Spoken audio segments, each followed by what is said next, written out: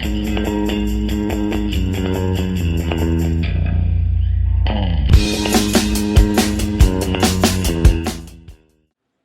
everybody, it's Steph Davis here from flipthiswholesaler.net. I'm here today with a brand new Q&A Friday video for you guys. My question this time around comes from Leo, and Leo's email reads, "Hi Steph, I've spent the last few months building up my buyers list and was recently contacted by another wholesaler who had a property under contract that he can't sell.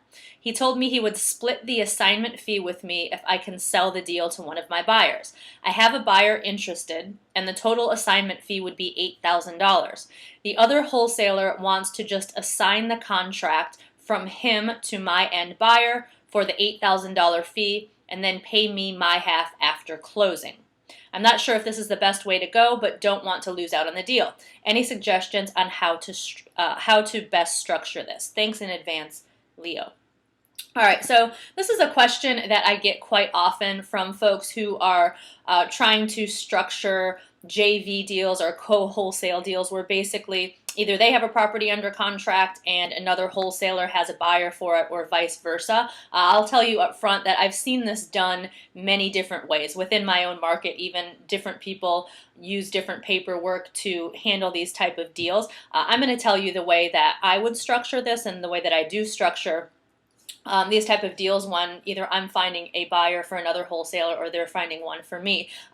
What I do want to point out, though, the way that this other wholesaler is wanting you to structure this, which is basically do an assignment of contract from them to your end buyer, collect the $8,000 fee, and then pay you half after closing, I would strongly suggest that you don't do it that way. And there are a couple of reasons for me saying that. Number one, if you don't have anything in writing, there's nothing to say that this wholesaler, they might just take the $8,000 check and you never see them again. So that's number one. You want to protect your interest, and you definitely want to get something in writing, whether it's the way that I tell you to do this, or maybe someone has another suggestion. Maybe your title company has a different, or your attorney has a different way that they would want to structure this. But you definitely want to get something in writing because number one, you don't want him to run off with your $4,000 assignment fee, and number two, you run the risk. I don't know if you're licensed or not, and I don't know what the laws are in your state, but you run the risk there. It's kind of a gray area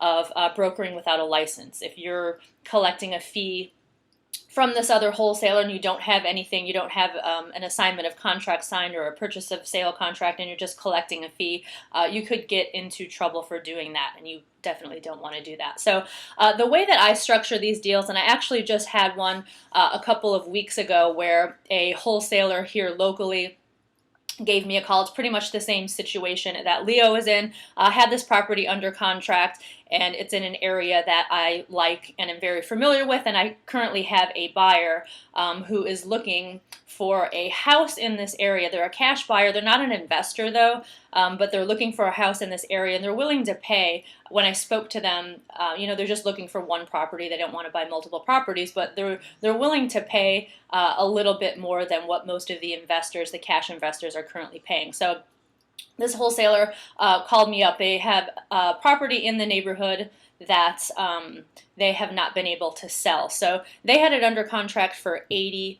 My end buyer was willing to pay $88,000 for it. So the way that we did it was we did a double assignment. So that's basically the other wholesaler who has the property under contract, they did an assignment of contract to me, saying that they're assigning that purchase and sale contract over to me for $4,000.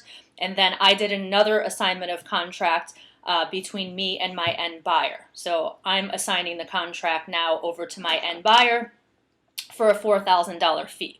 So that's still $88,000. The original purchase price was $80,000. The other wholesaler was assigning it to me for $4,000, that's $84,000, and then I'm assigning it to my end buyer for $4,000, which brings the total to $88,000.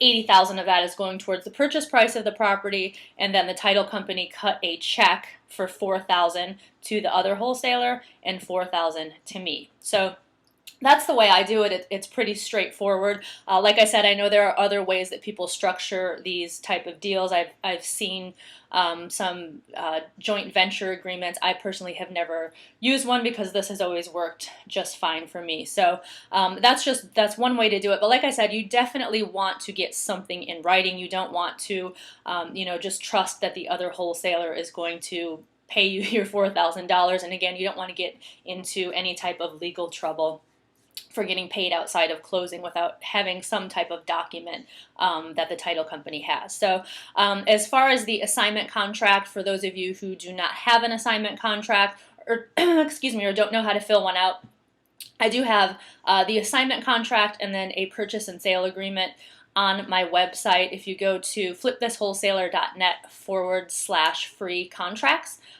you can grab a copy of the assignment and the purchase and sale agreement. And I also have a video there where I walk you through how to fill them out. So anyway, I hope that answers your question, Leo. I hope you are able to get this deal done and get your $4,000 payday. That's all for today. You guys have a wonderful weekend, and I will see you next time. Take care. Bye-bye.